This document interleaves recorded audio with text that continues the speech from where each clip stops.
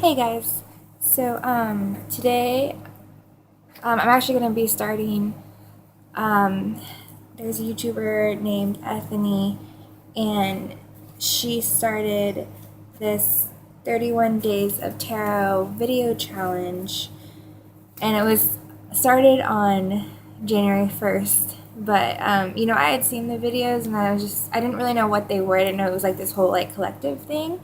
And I was watching some of the videos and I was like, oh, this is really interesting. And I really liked watching and hearing other people's responses, So I went to Ethany's videos and checked out her link and I read all the questions and I was like, okay, I really want to do this.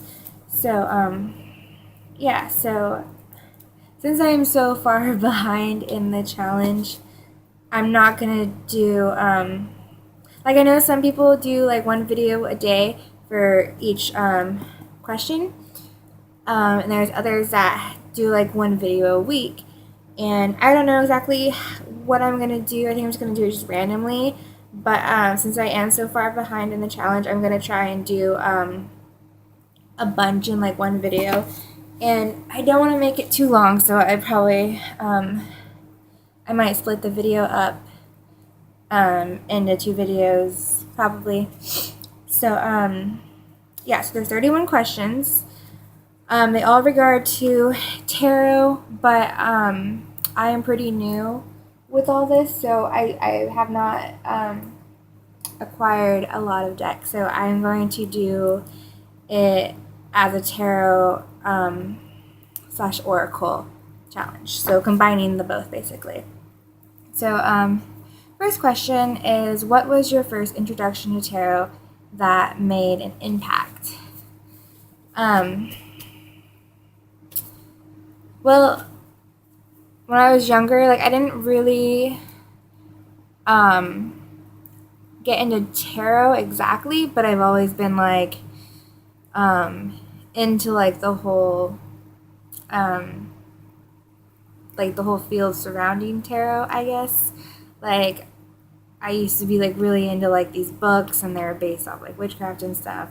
And my mom, and my aunt, they were both like, they like were into it for like fun and stuff, and they used to like spell books and candles and like do all the fun stuff. And they would like do like the Ouija board stuff, and just they were like into it, and so I've always been fascinated with it.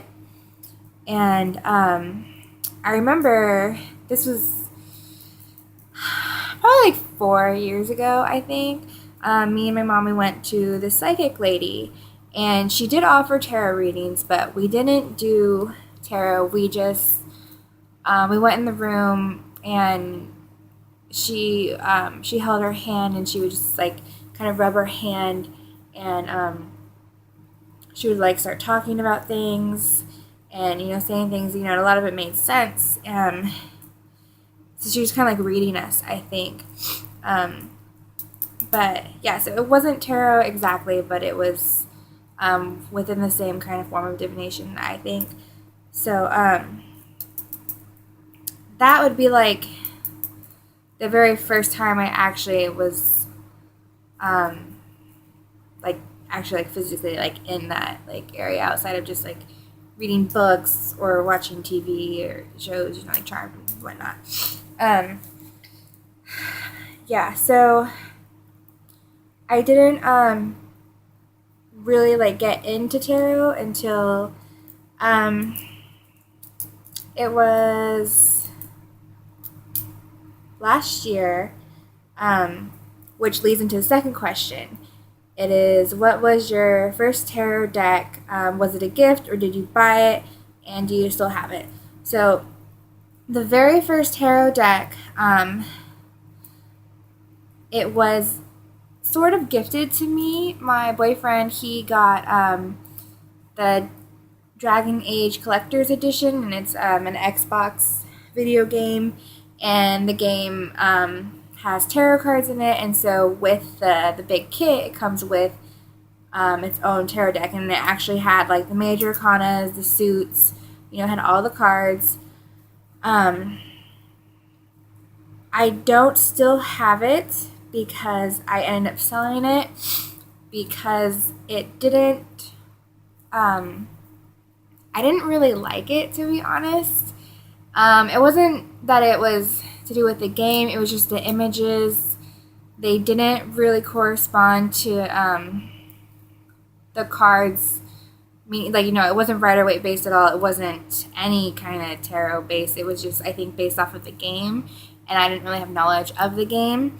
And the images, they were very dark, and it was my first deck, and I didn't really care for the dark images, and it kind of scared me and stuff. So yeah, so I had it for a while. I did use it for readings, but after I got decks later on, I never touched it again. And it is a collector's item, and I ended up selling it to this girl. She contacted me through YouTube, actually, and I ended up selling it to her, and I got new decks that I actually liked. So yeah, so there's nothing wrong with the deck. It just did not suit me, and I didn't.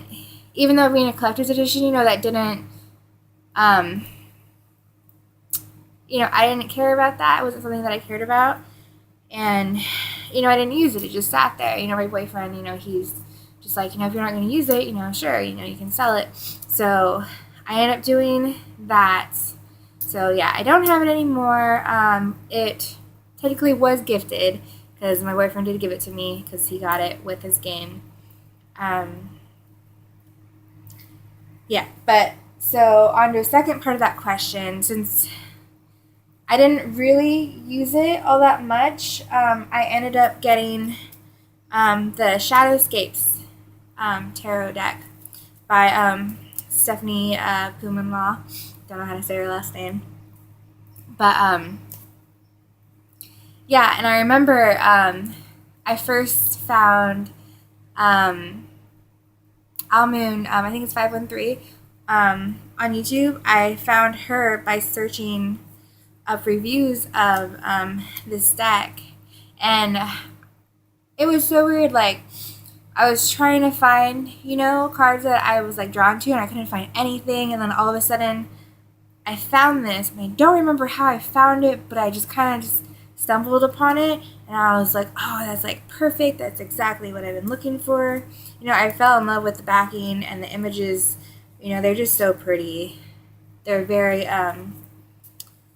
it's very colorful, but it's also muted at the same time, which I really, really love that. I used a silver Sharpie on the edges to make it kind of silver because it used to be white. But, yeah, and after I got this, I used this one for, everything. This was, my favorite one.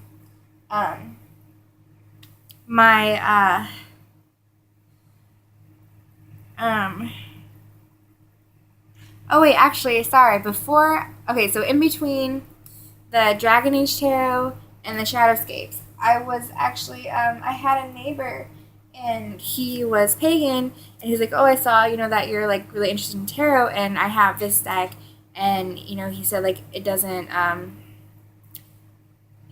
he doesn't use it anymore. He's used it to the point where he doesn't, it does not suit him anymore and stuff. He's moved on from this deck. So he ended up gifting me this, and this is, it is the Animal Dreaming Tarot by Alexander Scott King. It's an Australian-based animal deck. So all the animals, they are based out of Australia. So it's Tasmanian and devil, and there's kangaroos, and things we don't really have. I'm from California, so yeah, there's animals in here that you won't find in the United States. It's strictly Australia-based. Yeah, so I use this, and I remember I was so new to it, I was wait, this isn't tarot, this is something completely different, so I looked it up and realized it's an oracle deck, and, so I started learning oracle. Yeah, so, this was it. But yeah, so, okay, so next question, question 3. Are you a tarot deck collector, hoarder, or exclusive Betty? I definitely have more than one, but I don't have nearly enough to be called a collector or a hoarder, but I'm definitely drawn to the artwork of a lot of them. So I would definitely like to collect more in the future. I like a lot of the ones that are independently made, but those cost an arm and a leg, but they're totally worth it. But yeah, so I don't have a lot of those types of decks. I mainly have production-based decks, but yeah, even those, there's still artwork we still put into it, time and all that effort to create it. So even though it's not independently made, it's still I feel special because the artists took their time to make it and all that stuff. So yeah, as of right now, I would just say I am a deck collector in the making. As for being a hoarder, I hoard a lot of other kind of stuff. So I am sure that it's probably going to get to that point sometime in the future too. Okay. How do you use these decks in your readings? How do I use them in a reading? When I first started, I would do just a card a day. Just pull one card, and that would be the card for the day. I would do, like on Facebook and stuff, do a 3-card spread and have somebody pick the card, so basically a card of the day, but others get to join in and choose a card. So I'm sure you've all done that too, on your social media pages.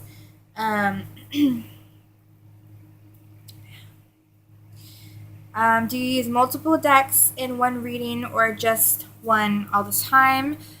I actually, before I even really got into spreads, I actually would use tarot and do like a spread with a card, and I would pull from an oracle card, and I used to use the animal dreaming ones a lot, and I would use the oracle as kind of like that ending point to kind of summarize the whole reading, and like 99% at the time, there was always some kind of connection to that oracle card, to the whole the whole base of what that reading was implying, so that is really cool. And I would also use them sometimes as like a guidance card for me as a reader, for other people to kind of help guide me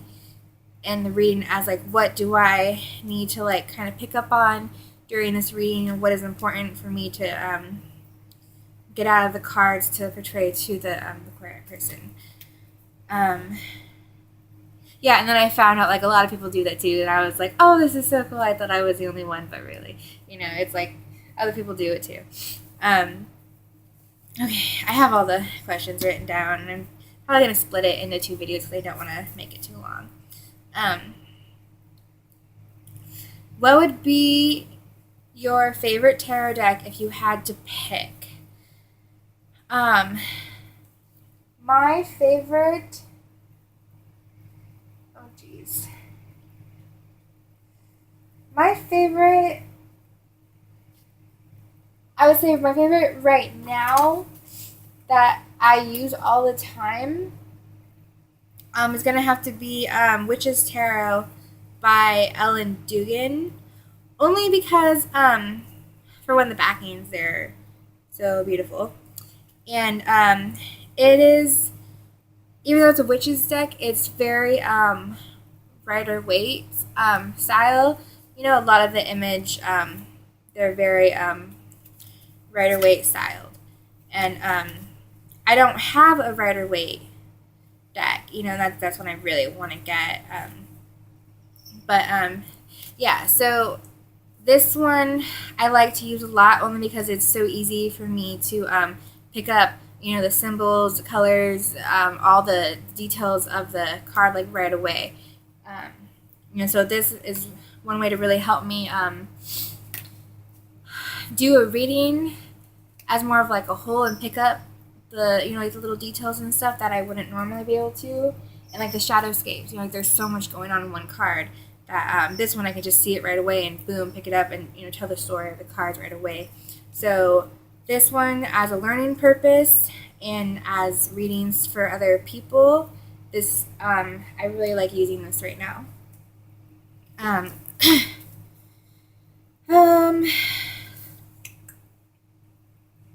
also for the oracle, this, the artwork isn't really my style. The colors, they're not really either, and I don't really care for the backing.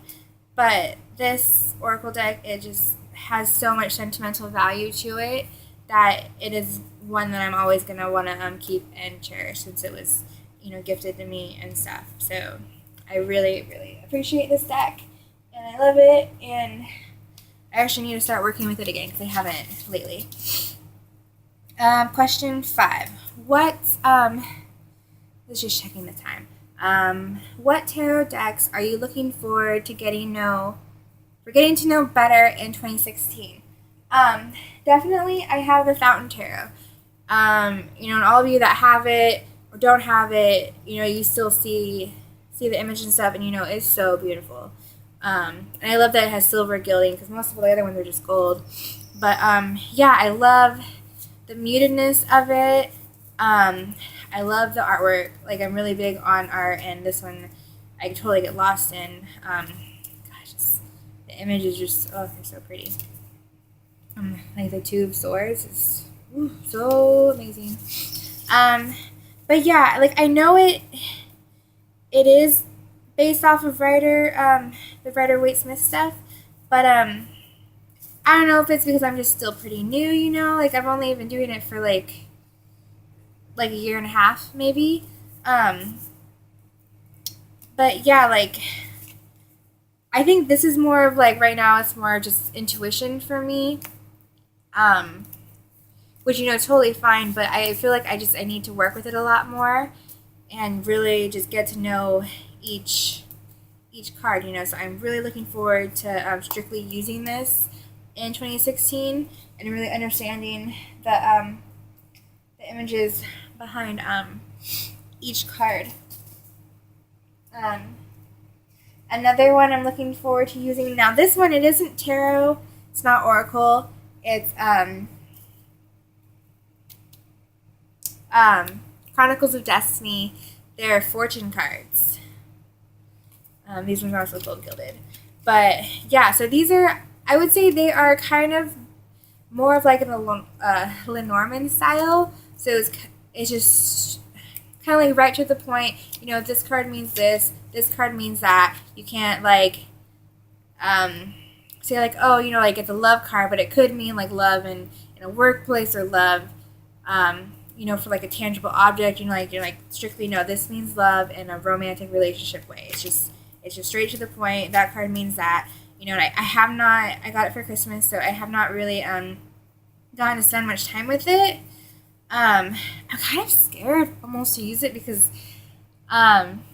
because it's so just, I feel like it's so in your face, and, if you ask like a question or have like some choice or something that you need to make, and you pull this card, it strictly means that.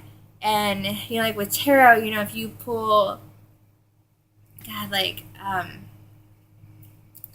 the Seven of Swords, it could show like betrayal and like a relationship or something, but it could mean so many other things. It could be like